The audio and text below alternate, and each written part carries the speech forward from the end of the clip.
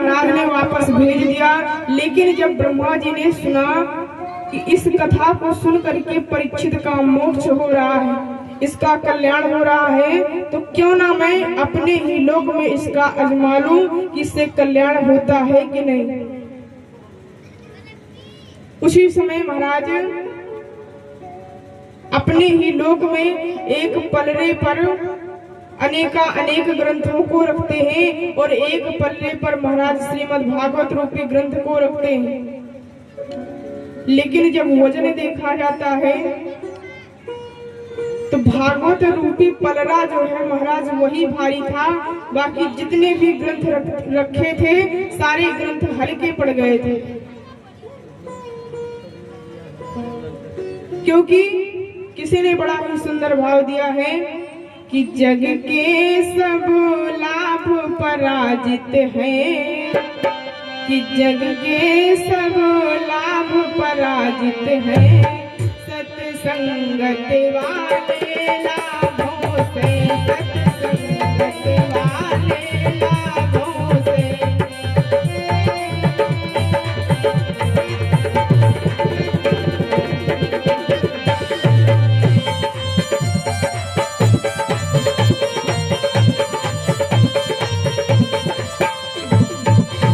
स्वर्गाद तुच्छ है तुलने पर, स्वर्गाद तुच्छ है तुलने पर, सत्संगत सुख के बाटों से, सत्संगत सुख के बाटों से।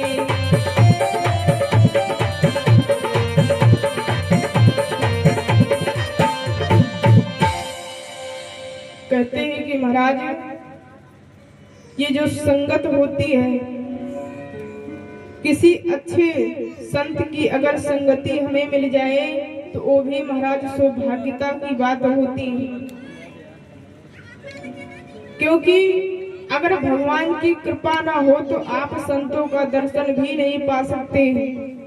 प्रयास करने पर भी आपको भगवान के भक्तों का दर्शन नहीं मिलेगा। और अगर भगवान कृपा कर दे तो बिना प्रयास के ही आपको भगवान के भक्त का जो दर्शन होता है आपको सहजता में ही प्राप्त हो जाएगा। तो एक समय की बात है कि बड़े ही सुंदर भाव से एक बार आप सभी भक्त ने सुना होगा कि भक्त प्रहलाद जो है भगवान का परम भक्त था। अच्छा, भक्त प्रहलाद का नाम किन किन ने सुना है? हाथ ऊपर करिएगा। बहुत सुंदर बात, एक बार जोरदार अपने लिए तालियां बजाइएगा आप लोग। कहते हैं कि भक्त प्रहलाद जो था भगवान का परम भक्त था। उनके पिताजी जो थे हिरण्याकश्यपु ने एक बार घोर तपस्या किया था। किस लिए घोर तपस्या किया था? वरदान प्राप्त करने के लिए। उन्होंने जब घोर तपस्या किया, तपस्या करते करते जब महाराज काफी समय बीत गया तो ब्रह्मा जी को प्रसन्न करने के लिए बहुत दिन तक जब तपस्या किया तो अंत में क्या हुआ कि ब्रह्मा जी प्रसन्न हो गए और कहा कि आप क्या मांगना चाहते हो? आप जो मांगना चाहते हो आज आप मांग लीजिएगा।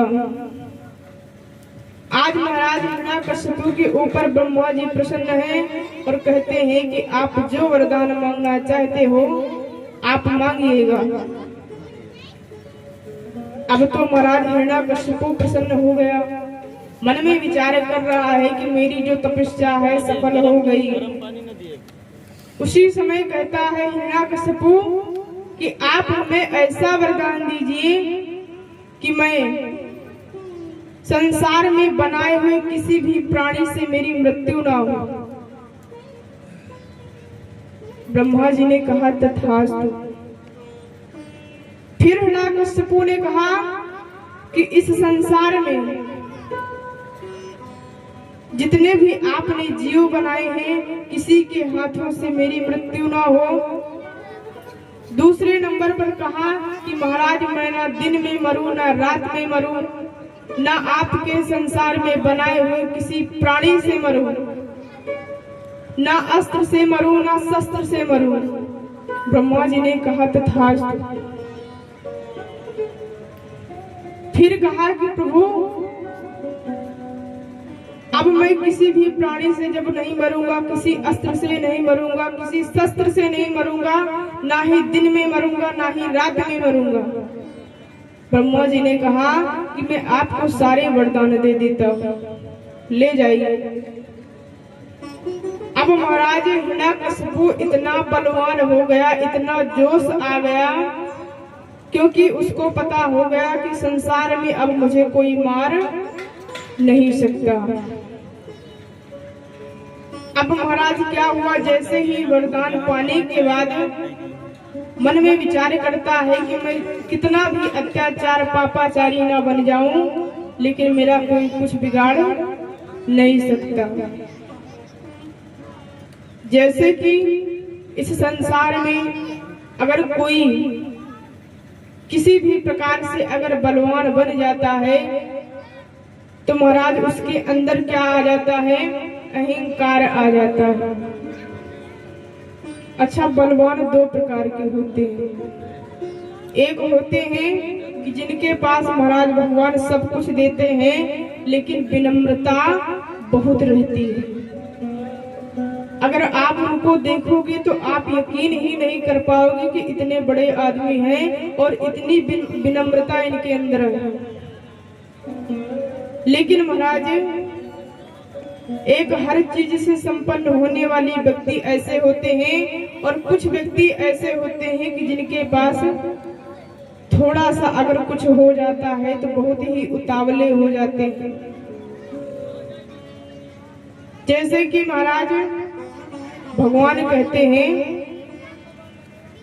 कि आप सब कुछ करिए, लेकिन अगर आपके अंदर अहंकार आ गया तो अहंकार जो होता है महाराज भगवान का ही आहार होता है।